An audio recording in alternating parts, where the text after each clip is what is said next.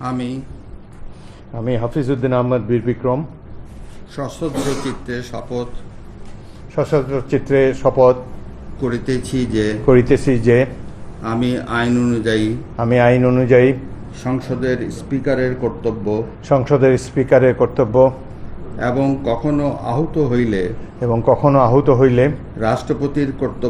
রাষ্ট্রপতির কর্তব্য বিশ্বস্ততার সহিত পালন করিব।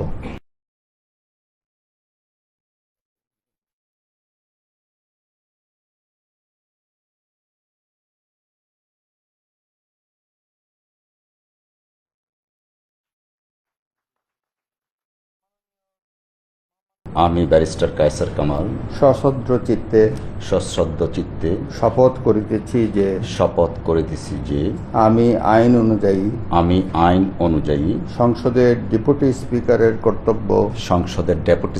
কর্তব্য এবং কখনো আহত হলে স্পিকারের কর্তব্য বিশ্বস্ততার সহিত পালন করিব।